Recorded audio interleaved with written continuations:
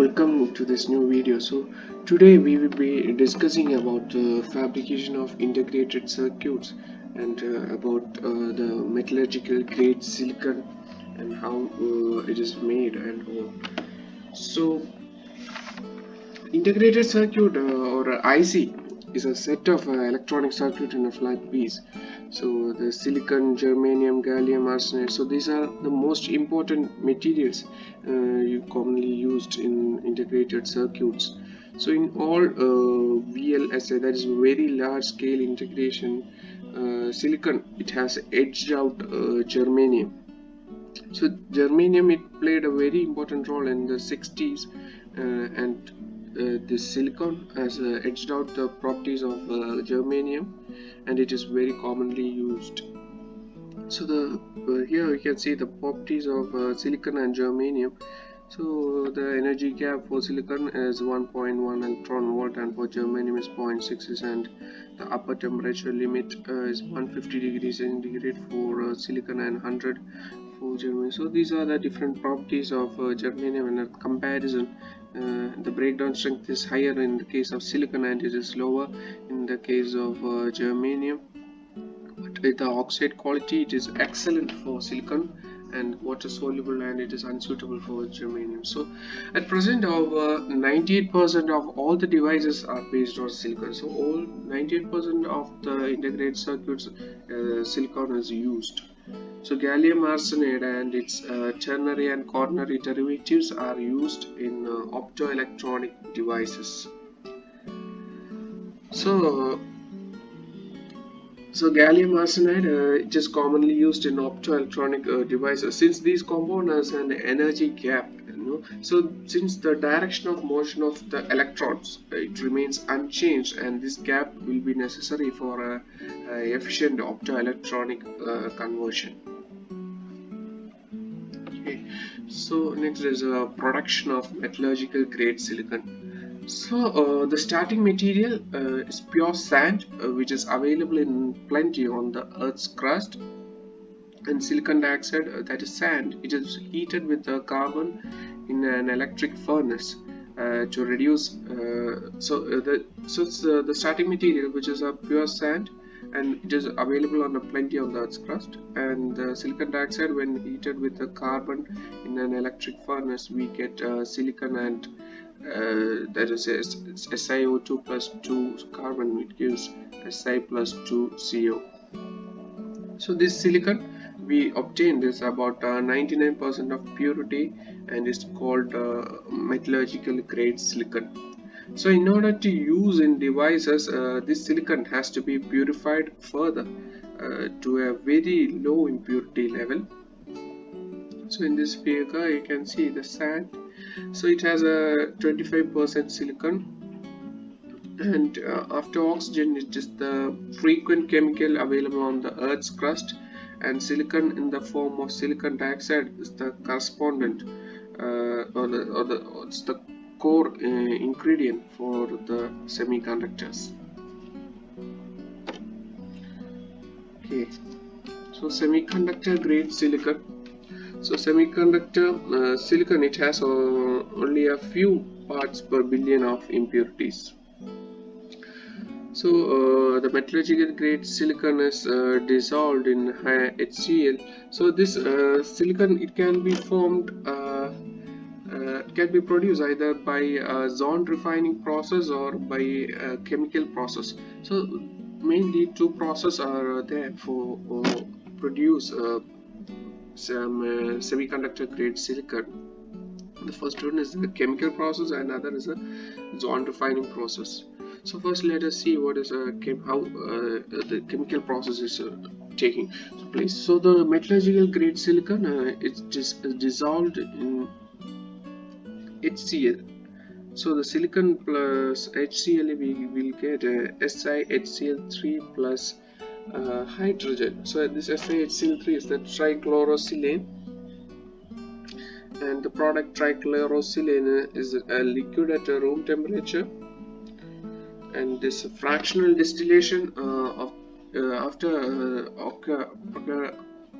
and this trichlorosilane, when it is when it undergoes a fractional distillation, it removes the chlorides of the dopants and the other impurities like iron, copper, and SiCl4. So these impurities will be removed,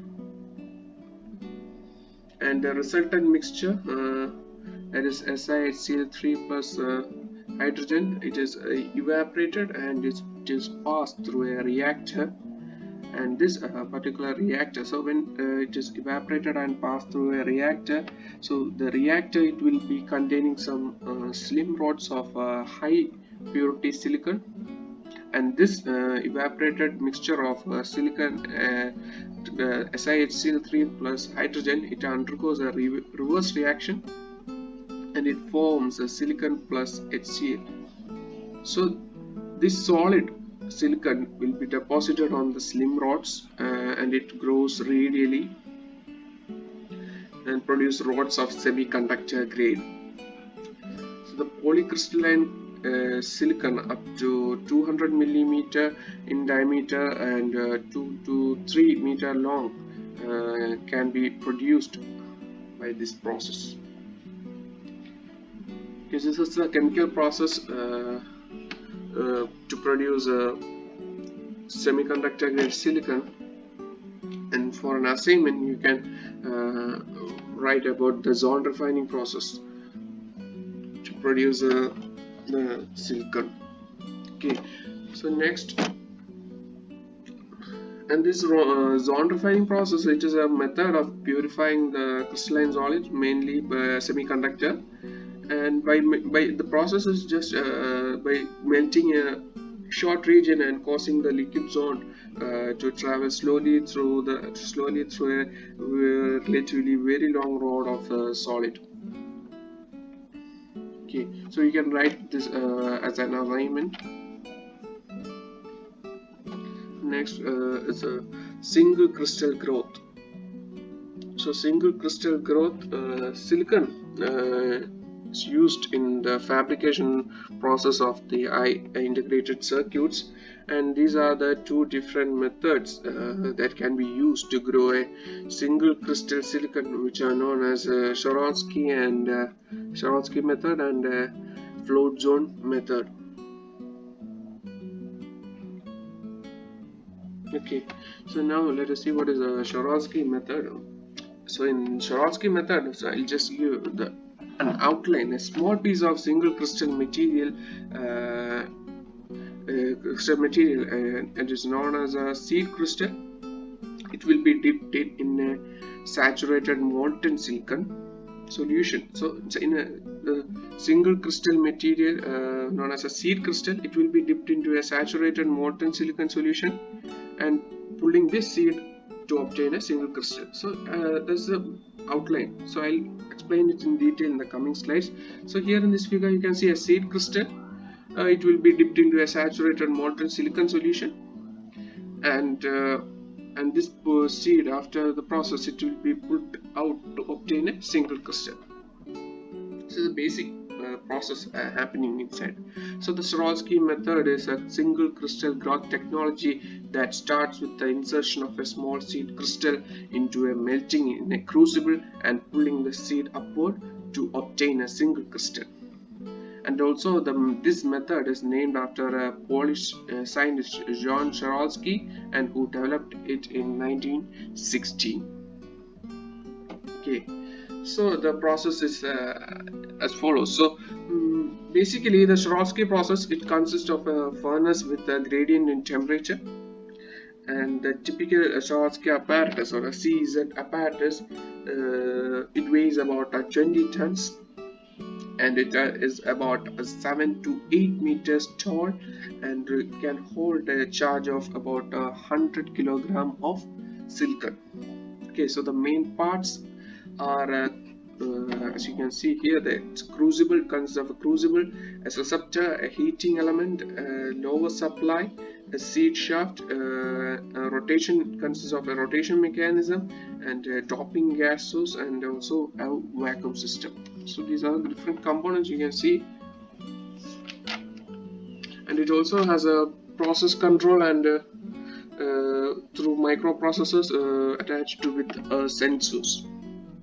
So the crucible should have a melting point higher than that of silicon, and the semiconductor grade polycrystalline silicon is melted in the silica crucible. So the first step is the high purity silicon, which is used as a molten to form a single grade silicon, and silicon dioxide, it can be used to prepare a high purity molten silicon.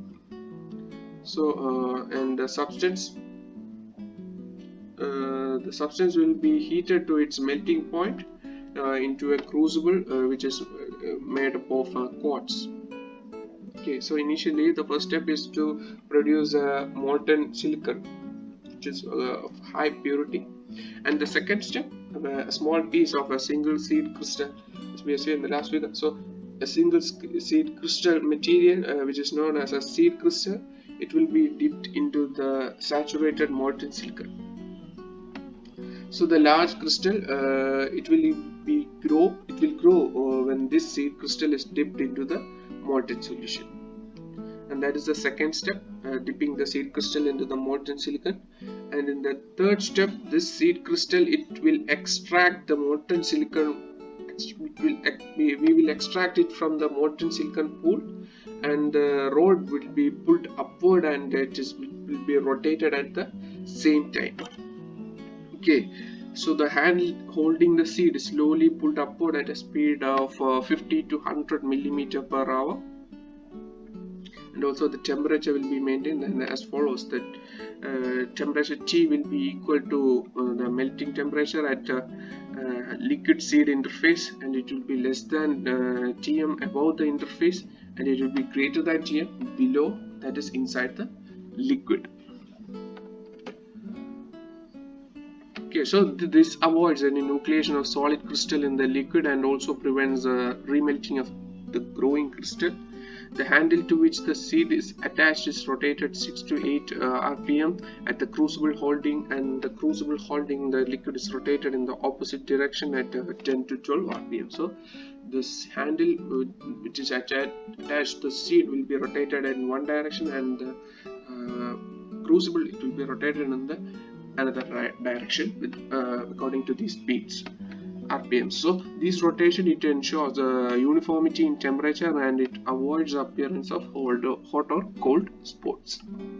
So by a suitable device, the crucible is gradually lifted upwards to compensate for the falling of liquid as the crystal grows, and the crystal diameters up to 150 to 200 millimeters can be produced by this method. Okay, so the second method is a float zone method. So in float zone method, basically there is no crucible present, and there is a little chance of oxidation contamination. So in float zone method, there's a slight possibility for an oxidation contamination, and the molten zone, in this process, the molten zone is held in position by a surface tension process. Okay, so here a molten zone is passed along a silicon rod, melting raw polycrystalline material and leaving behind the purified monocrystal. So here in this figure you can see a rod of pure crystalline silicon which is fixed vertically by means of something like chucks, and a seed crystal is clamped at the lower end. So this is a seed crystal, it is clamped at the lower end, and it is rotated around its axis.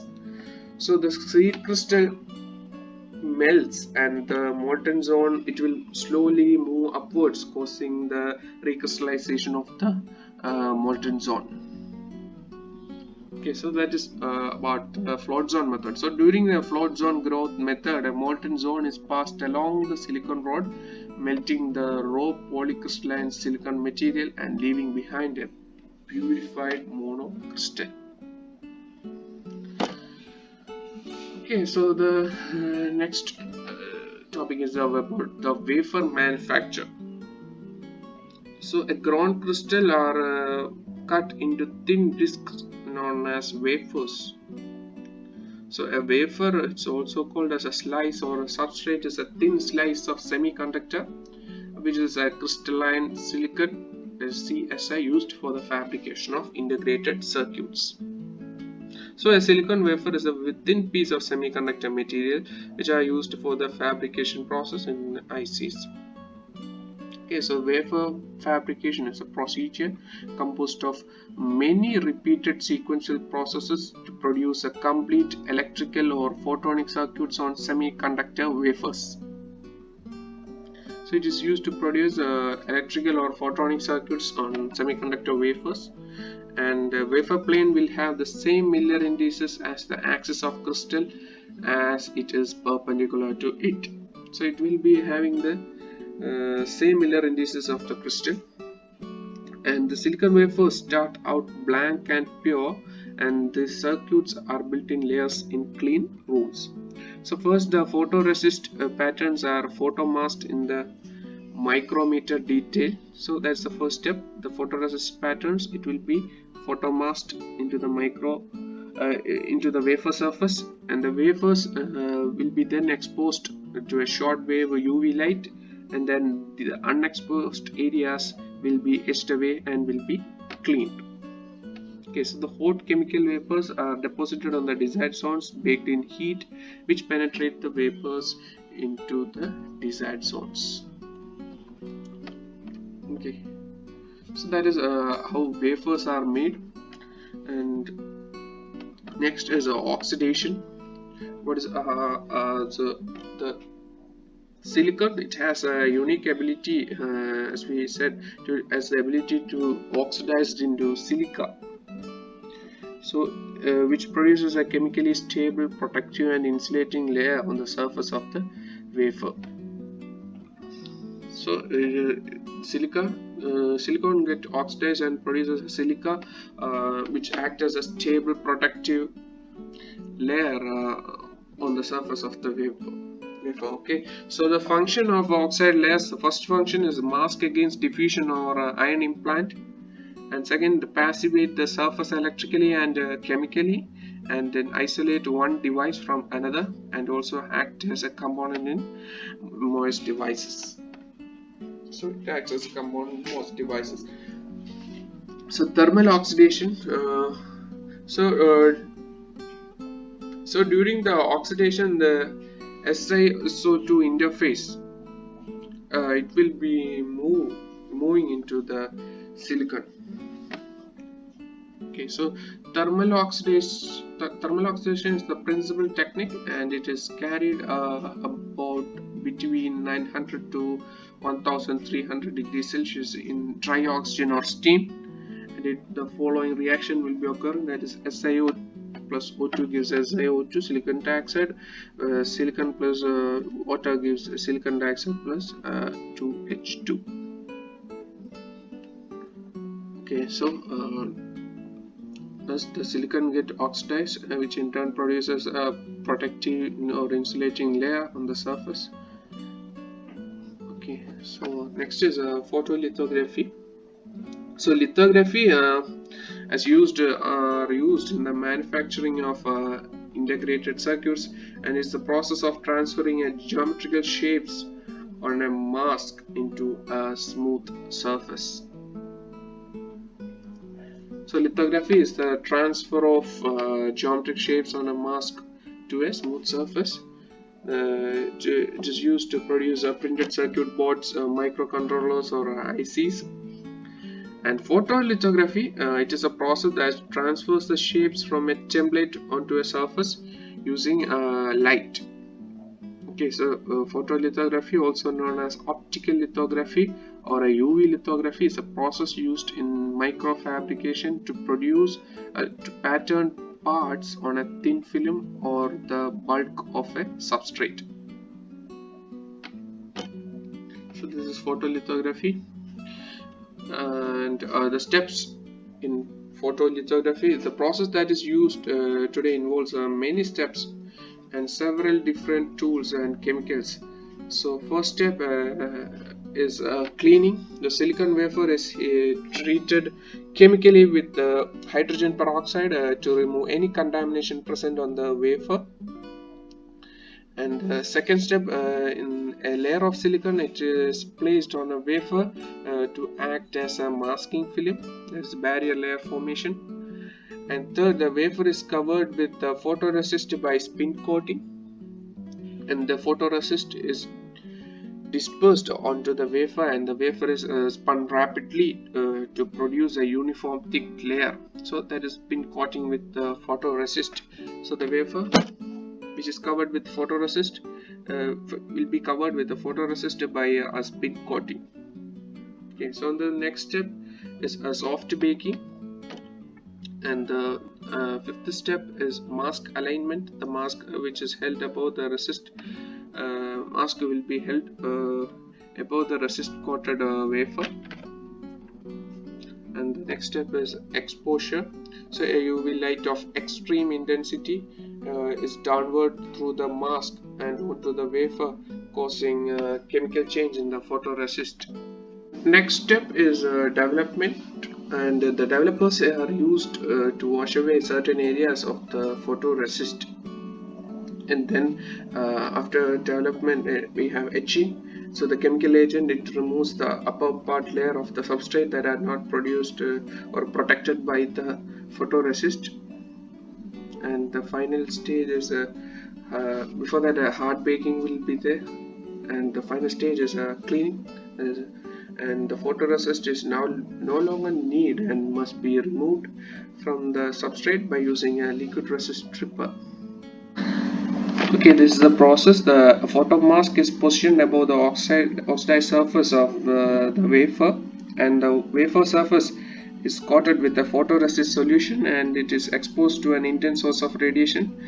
Commonly UV light will be used, and after the exposure the photoresist will be developed, and it dissolves away from those areas where the light has fallen, and that is called as a positive photoresist. Okay, and in the next step of etching, the etchant dissolves the oxide layers in the exposed areas, and the photoresist, it will be an etch resistant, and after etching the leftover layer of photoresist will be removed, and the geometrical pattern will be left behind in the silica.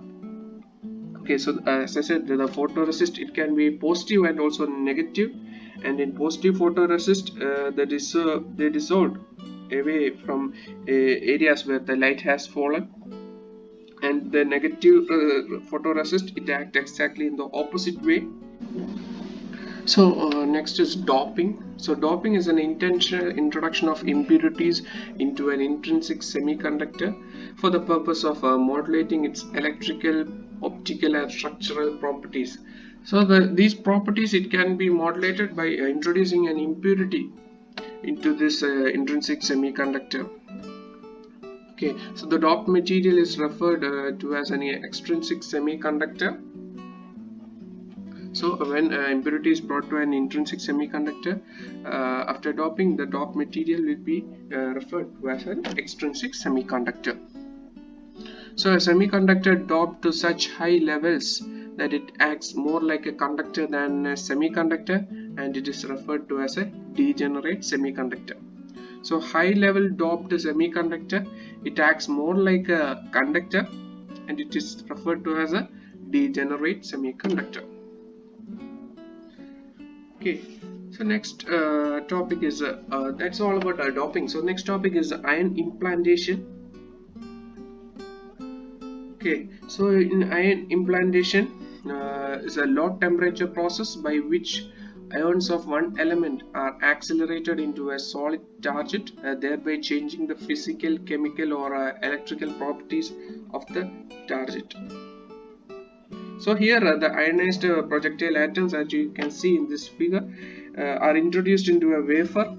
So these ionized atoms, it will be introduced into the wafer with enough energy to penetrate through the surface, and thereby changing the physical, chemical or electrical properties of the charge. Okay. Okay, so the ionized projectile atoms are introduced into the wafer with enough energy to penetrate the surface. For B, P and A as dopants, the energy range of 3 to 500 kilo electron volts is sufficient to implant them at a depth of 100 to 10,000 Armstrong below the surface. So these for these dopants, for B, P and A, the energy range of 3 to 500 kilo electron volts will be sufficient to implant them below a surface of 100 to 10,000 Armstrong. Okay, so the depth of penetration is approximately proportional to the ion energy. Okay, so the precise control of the depth and concentration of dopant is possible. So we can control the depth you get to penetrate and the concentration of the dopants after the implantation. First, there is an ion source. This will be the ion source where the ions of desirable elements are obtained normally using gases, and these ions are sent in motion by an accelerator which uses electrical and magnetic forces for the purpose, and the target material, it will be placed over a chamber here, and the current, that is the ions in motion, are usually in a microamperes scale. That is, they will be a very small it will be very small, and as a result of the small current and the penetration, the process modifies the material properties near the surface. So the ions produced by a source such as hot cathode or arc discharge that are accelerated under the potential and are projected onto a wafer, and which is an electrical contact with the target holder, which in turn is connected to a charge integrator. So by this process the ions are implanted. And next is an epitaxial growth. So epitaxial growth, it refers to growing of a crystal using another crystal as the substrate, so such that the atomic arrangement is continuous across the interface without the formation of a grain boundary.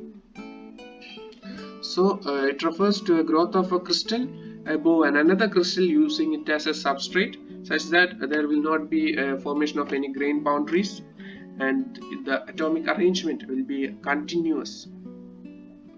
Okay, so two common processes for epitaxial growth are chemical vapor deposition, that is CVD, and molecular beam epitaxy. So these are the two common processes used for epitaxial growth.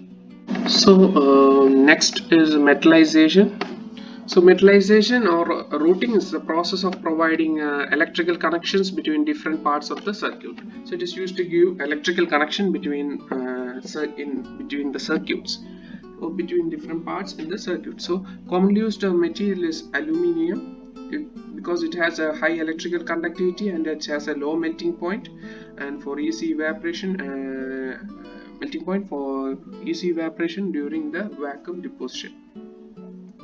So the process, it produces a thin film metal layer that will serve as the required conductor pattern for the interconnection of the various components of the chip. So this aluminum we can use it as a thin film metal layer, and which serves as a required conductor pattern between different components inside the chip. So for an example, you can see here is an aluminum metallization with the basic components. The basic components are a resistor, a diode, and a transistor.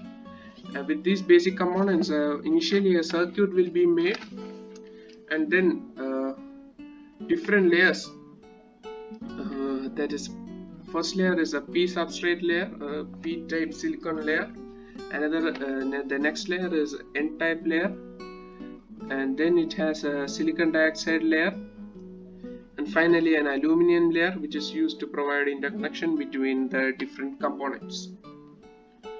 So that is metallization. So next is an assignment. So for an assignment, you can write about some semiconductor devices, that is junction diodes, laser and transistor and photon detectors.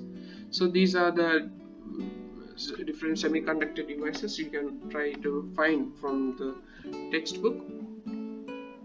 Okay, so with this we come to the end of the 5th module. Okay, thank you for listening.